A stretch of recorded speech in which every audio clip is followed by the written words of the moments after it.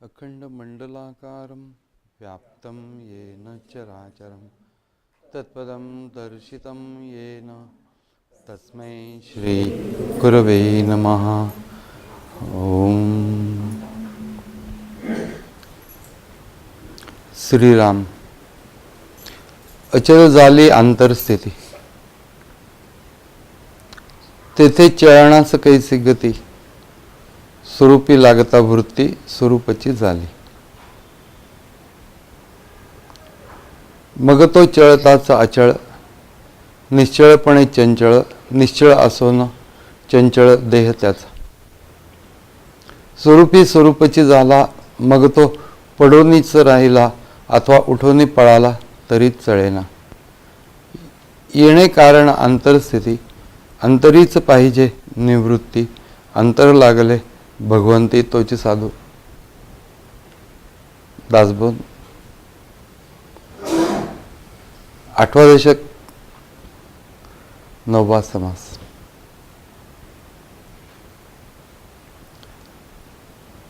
त्यामध्ये सिद्धाचं लक्षण सांगतात। सिद्ध लक्षण नाम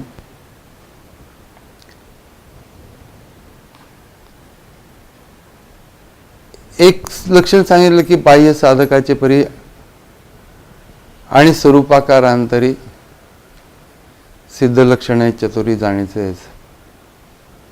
आत्मस्वरूपाची स्थिती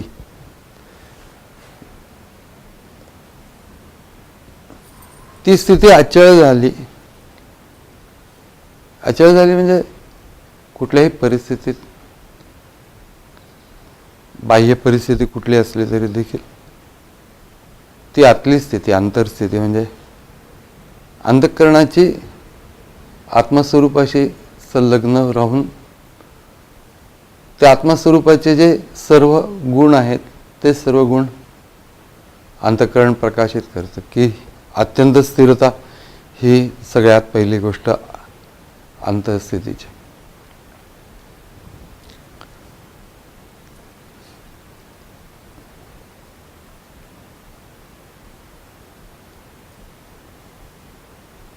स्वरूपी लागता वृत्ती स्वरूपाची झाली म्हणजे आत्मस्वरूप आहेच आहे चैतन्य। त्याचे जे जे काही वर्णन केलेले आहेत शास्त्रांच्या मध्ये त्यानुसार ती आत्मस्थिती प्राप्त झालेली आहे। अंतःकरण त्याशी युक्त होऊन गेलेलं आहे। अनेक वेळेला त्या युक्त अवस्थेमध्ये बाह्य सगळं जग लोप पावलं अशी जी स्थिती आहे, ती स्थिती ज्या वेळेला ध्यान साधना चालू आहे त्यावेळेला ध्यानाच्या अवस्थेमध्ये प्राप्त झाली आहे। परंतु नंतर तिचा जो आविर्भाव असतो साधकाच्या बाबतीमध्ये तो काही काळपर्यंत टिकतो आणि त्याच्यानंतर पुन्हा जगत व्यवहाराशी ते संलग्न होतं। तर सिद्धाचं पण अंतःकरण जगत व्यवहाराशी संलग्न होतं। पण त्या जगत व्यवहाराशी संलग्न अंतःकरण झाल्यानंतर ही स्वरूपस्थितीचा आविर्भाव साधकाच्या बाबतीमध्ये कमी होतो, क्षीण होतो, कधी कधी नष्ट होतो, विसरूनच जातं सगळं। अशी सिद्धाची स्थिती होत नाही। तो आविर्भाव जो आहे अंतःस्थितीचा योगाच्या माध्यमातून प्राप्त झालेला, तो काही झालं तरी किंचितही कमी होत नाही, तो ढळत नाही, अतिशय स्थिर अशी स्थिती प्राप्त होते। अचळ झाली अंतःस्थिती, तेथे चळणास कैसी गती, स्वरूपी लागता वृत्ती स्वरूपची झाली। वृत्ती याचा अर्थ अंतःकरण। चित्त ते आत्मस्वरूपाशी संलग्न होऊन गेल्यानंतर ते आता आत्मस्वरूपाशी तदाकार अशी जी अवस्था आहे त्याच अवस्थेमध्ये ध्यानकाल नसताना राहणं। नाही तर नुसतं शांत आहे, स्थिर आहे ही गोष्ट पण अनेक व्यक्तींच्या बाबतीमध्ये शक्य असते। कितीतरी व्यक्ती स्वभावतः स्थिर असतात, शांत असतात, पण ही योगज्ञानात्मक अवस्था त्यांना प्राप्त झालेली नसते, नुसती स्थिरता असते। तो अंतःकरणाचा स्वभाव असतो. पण या ठिकाणी जी वर्णन आहेत ती सगळी सिद्ध पुरुषांची वर्णन आहेत की ज्यांना ही स्थिती ध्यानकालामध्ये प्राप्त झालेली आहे. विचारांनी तदाकारता ही तात्पुरती येते, ती फार काळपर्यंत टिकत नाही. आणि ती टिकण्याच्यासाठी म्हणून पुन्हा पुन्हा विचारांचा एक ओघ सारखा चालत राहायला लागतो अंतःकरणावरती. पुन्हा पुन्हा त्या गोष्टींची आवर्तनं, त्या गोष्टीचं चिंतन असं करत राहण्याची आवश्यकता असते. पण ह्या आत्मस्वरूपाशी तदाकार अवस्था प्राप्त झालेल्या व्यक्तीच्यासाठी म्हणून ते पुन्हा पुन्हा तशा प्रकाराने योगाची अवस्था अगोदरच प्राप्त झालेली आहे. म्हणून व्यवहारात ते राहताना ते योगस्थितीचा अवलंब न करता ती योगस्थिती सहज स्वरूपामध्ये राहते. योगस्तु कुरु कर्माणि, हे जे भगवद्गीतेमध्ये सांगितलं की पहिल्यांदा कर्मण्येवाधिकार असते मा फलेषु कदाचन, दुसऱ्या अध्यायामध्ये सांगितलं. आणि त्याच्यानंतर जो दुसरा श्लोक सांगितला योगस्थ कुरु कर्माणि, या गोष्टीच्या बाबतीमध्ये फार संदेह अनेक व्यक्तींच्या मनामध्ये आहे की योगस्थ राहून कर्म कसं करणार असा विचार मनामध्ये येतो. कारण की योगस्थ म्हटलं की एक विशिष्ट आसन घालायला पाहिजे, त्याच्यानंतर ते मंत्र म्हणायला पाहिजेत, तशा प्रकारची ती स्थिती प्राप्त करण्याच्यासाठी योगस्थ मग कर्म कसं करेल. तर योगस्थ याचा एक अर्थ की ध्यानकाल आपला सगळा जगत व्यवहार सुरू होण्याच्या पूर्वी करून मग योगस्थ स्थिती प्राप्त करून घेणे कुरु कर्माणि. मग पुढे जीवनभराचं कर्म आहेच, दिवसभराचं कर्म आहे. पण हे सुद्धा साधकाच्या बाबतीमध्ये, सिद्धपुरुषाच्या बाबतीमध्ये सकाळी ध्यान केलं नाही तर दुपारी खाली जाते स्थिती, असं होत नाही.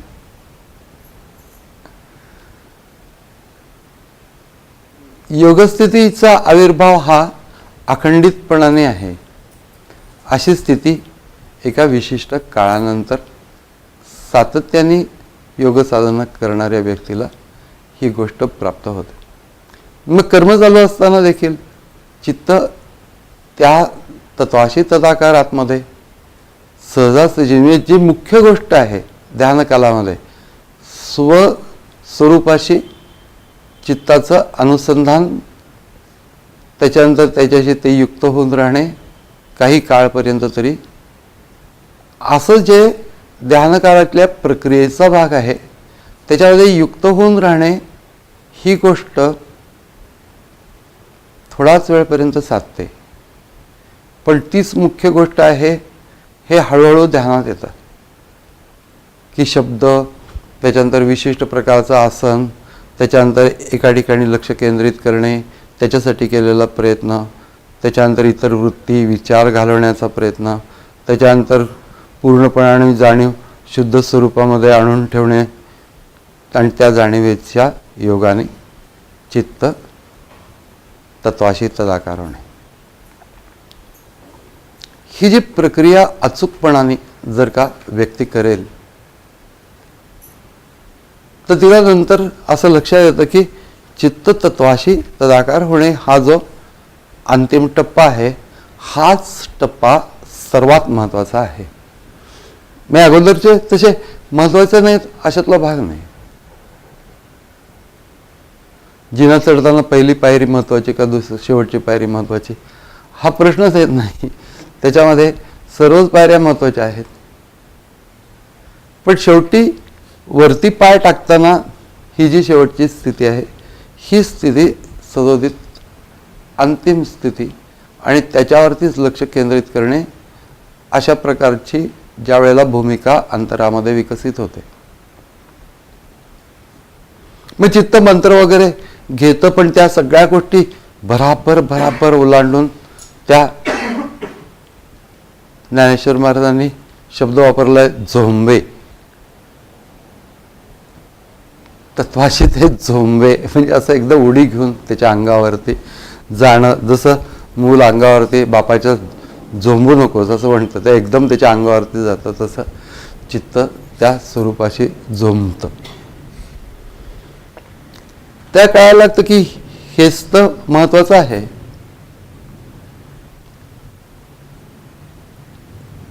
पहिल्यांदा त्याचं आकलन होत नाही. पहिल्यांदा मग त्यामुळे शब्द खूप महत्वाचे आहेत असं वाटतं, केवढा विचार आहे असं वाटतं. त्या सगळ्या विचारांचं वगैरे सगळ्याचं कौतुक काही काळानंतर नष्ट होतं, कारण की स्थितीलाच महत्व आहे. विचारांच्यानं जी स्थिती सांगितलेली आहे त्या स्थितीला महत्व आहे, आणि ती आपल्याला प्राप्त होणं याला महत्व आहे. महात्मे कसे बसतात, त्याच्यानंतर त्यांची स्थिती कशी असते हे वाचताना आपल्याला खूप विशेष वाटत असतं. परंतु त्या सगळ्यामधनं मला काय प्राप्त होईल याच्यावरती लक्ष केंद्रित करून मीच त्या स्थितीवरती जाण्याचा प्रयत्न करेन. महात्मानस्तु माम पार्थ दैवीम प्रकृतीमाश्रिता भजन्त्यनन्य मनसो ज्ञात्वा भूतादिम अव्ययम. म्हणजे भूताच्या आधी असलेलं अव्यय तत्व म्हणजेच आत्मस्वरूप ते जाणून मग ते त्याच्याशी अखंडितपणाने त्याचं पुढे वर्णन सततम कीर्तयंतो माम यतंतश्च दृढव्रता नमस्यंतश्च माम भक्त्या नित्ययुक्ता. नित्ययुक्ता हा शब्द महत्वाचा आहे. ती स्थिती प्राप्त झालेल्या सिद्ध पुरुषाचं इथं वर्णन दिलेलं आहे, नित्ययुक्ता उपासक. म्हणून स्वरूपी स्वरूपची झाला, मग तो पडोनची राहिला, आता उठवणी पळाला तरी चळेना. उठवणी पळाला तरी देखील चळत नाही. म्हणजे देह चळतो आहे, परंतु अंतस्थिती या अर्थाने ते बनलेलं आहे की अंतस्थिती स्थिरच आहे. येथे कारण अंतरस्थिती ते स्पष्ट केलं. येथे कारण अंतरस्थिती, अंतरीच पाहिजे निवृत्ती. आणि कते नुसती निवृत्ती असून उपयोग नाही, अंतर लागले भगवंती तोची साधू. ते जे आत्मस्वरूप आहे तेच परमात्मा आहे असं किती वेळा कंठशोष करून शास्त्र सांगत असतात. भगवंतांनी देखील सांगितलं.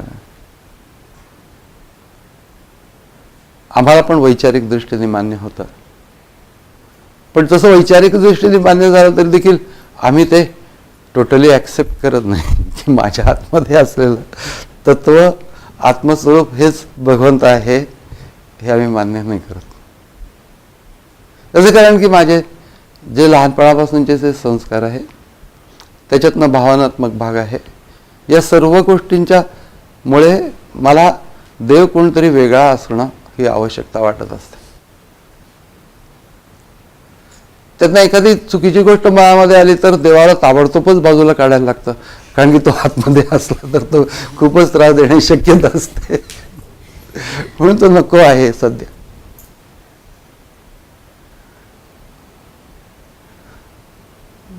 ते माळ घालणारे लोक असतात ना, काही गोष्टी खायच्या नाहीत, काही गोष्टी प्यायच्या नाहीत, असं ते सगळं त्याचे निर्बंध आहेत.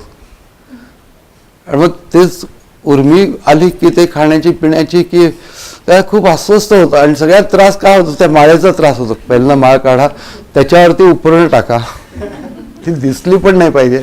तशा प्रकारे भगवंत आतमध्ये आहे, तेच माझं स्वरूप आहे हे मला माझ्या प्रवृत्ती ज्या वेळेला नको त्या ठिकाणी धावण्याची वेळ येते त्यावेळेला हा विचार मला नको वाटतो. देवा तू मला सांभाळ, मी थोडा इकडे तिकडे गडबड करून येतो, नंतर तू मला सांभाळ. अशा प्रकारची जी स्थिती आहे, हळूहळू मन त्या योगस्थितीला ज्या वेळेला स्थिरावतं त्यावेळेला ईश्वराला बाजूला ठेवण्याची आवश्यकता राहत नाही. मन त्याला सुयोग्य होऊन जातं. पण सगळा जो प्रयोग आहे हा सगळा योग साधना म्हणा, जे जे काही पारमार्थिक साधना करतो म्हणा, त्या सगळ्या साधनाचा हा मनाचा जो कल बाह्य गोष्टींच्याकडे आहे तो वळून आंतरस्थितीकडे आणणे हाच सर्व साधनांचा उद्देश आहे. त्याच्यातनं ही स्थिती विकसित ज्याची झालेली आहे त्या व्यक्तीचं हे वर्णन आहे. बाह्य भलतेसे असावे परी आंतर स्वरूपी लागावे, लक्षण दिसते स्वभावे सहज साधू अंगी. ही लक्षणं सहज साधूंच्या अंगी दिसतात. राज्य बैसता अवलेळा, राज्यावरती बसलेला आहे. अंगी बाणे राजकळा, म्हणजे राजाचं ऐश्वर अंगामध्ये सहजच येतं. त्याचा तो जो रूपाभ आहे तो सहजच येतात. स्वरूपी लागता जिव्हाळा, लक्षणे बाणती. स्वरूपी लागता हा शब्द सुद्धा विशेष आहे. आवड नाही, जिव्हाळा. जिव्हाळा म्हणजे अत्यंत आतमधनं असलेलं जे विशेष प्रेम आहे त्याला जिव्हाळा असं म्हणतात. स्वरूपी लागता जिव्हाळा, लक्षणे बाणत. एरवी अभ्यास करिता हाता न चढती सर्वथा.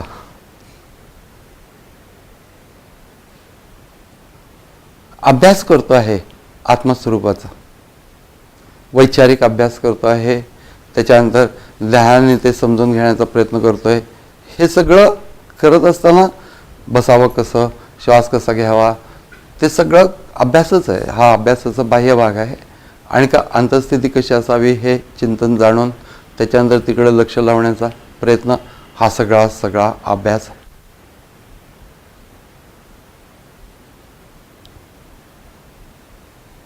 पण तो अभ्यास चालू आहे त्यावेळेला हळूहळू त्याच्यामध्ये पालट घडत असतो. परंतु एकदा का तत्वाशी चित्ताचा संयोग झाला,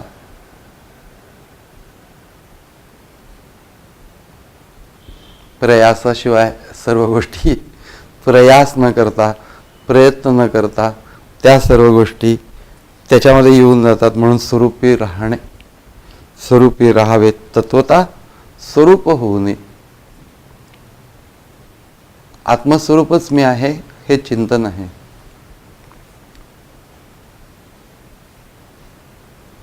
त्या ध्यान करतोय, कोण करतोय? मी जो ध्यान करतोय तो मूळतःच आत्मस्वरूप आहे. हे एकदा त्या एकात्मतेचा अनुभव घेतल्यानंतर थोडं समजायला लागतं की हां, आत्मस्वरूप आहे म्हणजे काय आहे. आणि मग ती स्थिती पूर्ण विकसित झाल्यानंतर स्वरूप स्थिती, त्याच्यासाठी म्हणून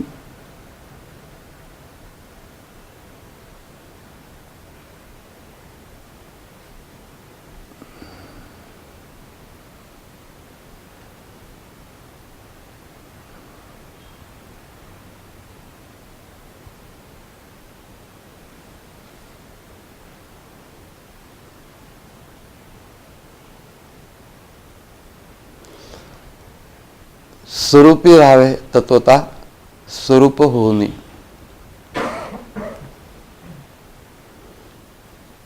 मी अंतःकरणाच्या सगळ्या प्रवृत्ती आता एकाच ठिकाणी येऊन शांत झालेले आहेत.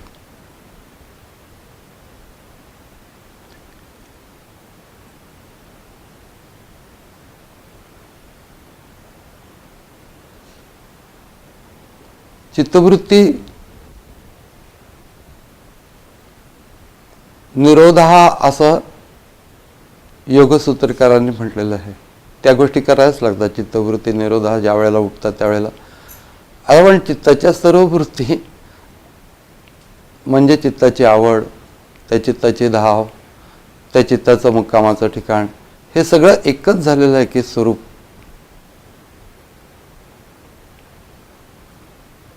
त्या आत्मस्वरूपाशी प्रवृत्ती त्याच्यामध्ये विलीन होऊन गेलेली आहे. ती रोखलेली नाही आहे, थांबवलेली नाही आहे, काही केलेलं नाही आहे.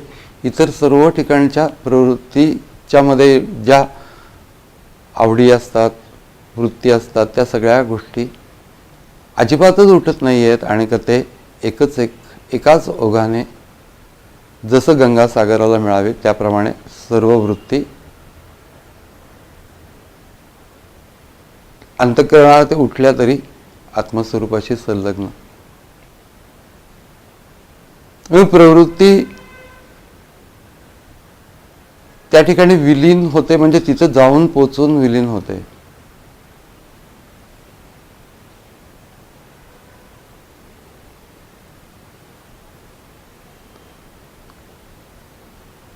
रोखणं वगैरे अशा ज्या गोष्टी आहेत त्या अत्यंत प्राथमिक अवस्थेमधल्या आहेत.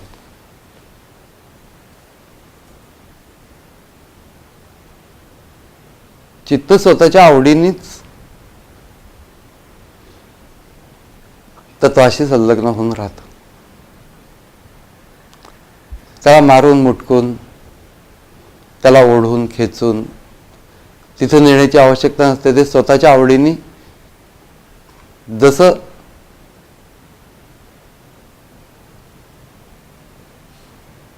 गंगेचा ओघ सागराला जाऊन मिळून तिथंच स्थिर होतं, कारण की त्याला तिथंच जायचं असतं.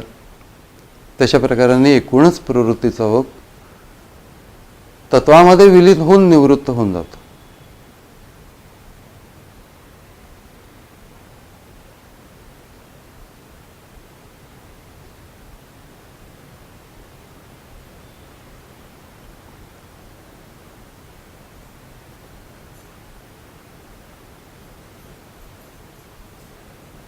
म्हणून रती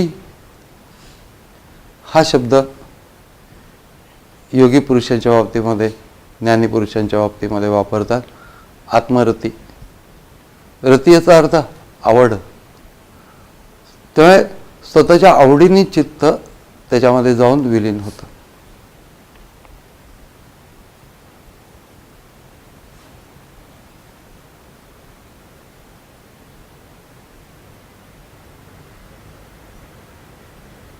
ज्ञानेश्वर महाराजांनी गीतेचं वर्णन करताना असं म्हणलं की निजकांत आत्मया, आपला जो निजकांत स्वतःचा जो प्रिय पती आहे, तिला बाह्या पसरून म्हणजे हात पसरून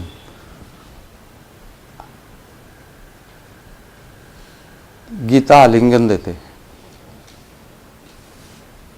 म्हणजे चित्त चैतन्याला भेटतं कसं त्याचं वर्णन आहे ते, की सगळ्या अध्यायामधनं देवाला हे सांगायचं की निजकांत आत्मा, त्याला हे सगळे अध्याय रूपाने म्हणजे 18 हाताने गीता आलिंगन देते आहे. वर्णन करताना सुद्धा ती गोष्ट सांगतात की असं आवडीने भेटणं तत्वाला, कंपल्शन नाही आहे कुठल्याही प्रकारचं, प्रेमच आहे आत्मस्वरूपाशी. चित्ताचं जे प्रेम आहे त्या ठिकाणी एकवटून गेलेलं आहे आणि मग ते चित्त त्याच्याशी जे संलग्न होतं, अशा व्यक्तीच्या बाबतीमध्ये बाह्य काही चाललं असलं तरी ते आत्मस्वरूपाशी संलग्न होऊन राहतं. अभ्यासाचा मुकुटमणी वृत्ती राहावी निर्गुणी, संत संगे निरूपणी स्थिती बाणे. संत संघामध्ये आपण ज्या वेळेला त्यांच्याकडनं ऐकलेलं निरूपण आणि स्वतःच आपल्या मनाला केलेला जो स्वतःच केलेला बोध असतो समजून घेऊन त्याच्यामधनं हळूहळू त्या स्थिती समजायला लागतात आणि त्या स्थिती समजून त्यानंतर काही काळानंतर ती आपल्यामध्ये ती गोष्ट विकसित होते. म्हणून आपण म्हणजे कोण आहोत? आपण म्हणजे अमक्या अमक्या नावाचे, अमक्या अमक्या वंशाचे, अमकं तमकं हे सगळं व्यक्तिमत्व आपण म्हणजे आत्मस्वरूप आहोत या भूमिकेमध्ये येतं. आणि मग आत्मस्वरूपावरती असलेली ती जी व्यक्ती बाह्य जगमनातल्या सर्व गोष्टींमध्ये वावरत असताना, कारण की माणसाला बाह्यता त्या माणसाच्या बाबतीमध्ये कळणार काय? शब्दांनी काहीतरी वर्णन करण्याचा प्रयत्न आहे, पण तो करताना समर्थांनी हे सगळं अंतरस्थितीशी स्वरूपी राहावे, तत्वता स्वरूप होऊ नये अशा प्रकारच्या शब्दांनी त्याचं वर्णन केलं की आत्मस्वरूपाशी संलग्न चित्त राहिलेलं आहे. अशा स्थितीमध्ये काही केलं तरी आणि काही न केलं तरी आत्मस्वरूपाशी ते संलग्न आहे. बाह्य प्रसंगानुरूप वागणं पण सहजपणाने होतच असतं, पण ते इतकं सहजपणाने होत असतं की काही करत असताना श्वासोश्वास जसा सहजपणाने चालतो, तशा प्रकाराने ही बाह्यकर्म इतक्या सहजपणाने, मग ती कुठलीही असली तरी, कुठल्याही स्वरूपाची असली तरी, आत्मस्वरूप संलग्न, आत्मरती यस्यात्मरतिरेव स्यात् आत्मतृप्तश्च मानव आत्मनेवच संतुष्ट तस्य कार्यम न विद्यते. त्याला कर्तव्य कर्म म्हणून काही उरत नाही, कर्म उरत असलं तरी देखील अशी अत्युच्च स्थिती वेगळ्या वेगळ्या प्रकाराने, विशेष करून गीता ज्ञानेश्वरी दासबोध यांच्यामध्ये फार सुंदर रीतीने प्रकट झाली. त्यातला हा भाग आपण ऐकताना अंतःकरण विलक्षण पवित्र होऊन जातं की हां, हाच तर जीवनाचा उद्देश आहे, हे मनाला पटून जातं आणि त्यानुसार आत्मस्वरूपाशी संलग्न होण्याला ते उत्सुक होतं. हाच त्या सर्व ग्रंथांचा प्रेरणात्मक भाग आहे आणि त्यासाठी म्हणून या ग्रंथांना विलक्षण महत्त्व आहे. आपल्या जीवनामध्ये उन्नत स्थिती प्राप्त करून घ्यायची असली तर या ग्रंथांच्या आधाराने आपण ती, जसं कठड्याच्या आधाराने माणूस जिना चढतो, जिना तर पायात चढत असतात परंतु आधार कठड्याचा असतो, तसं प्रकाराने या ग्रंथांचा, विशेष करून या आत्मस्थितीवरती जाण्याच्या प्रेरणेचा साधकाच्या दृष्टीने विलक्षण उपयोग, आधार आहे. तो आधार आपण घेत घेत घेत घेत ध्यानस्थिती प्राप्त करून घ्यावी. मस्तकामध्ये लक्ष केंद्रित करणे, शांतपणाने बसणे, स्वशी संबंधित चित्त राहणे. याच्यासाठी म्हणून ज्या ज्या काही आवश्यकता आहेत, सरळ बसणे, श्वासावर लक्ष केंद्रित करणे, मंत्र, आत्मस्वरूप. हरिओम तत्सत.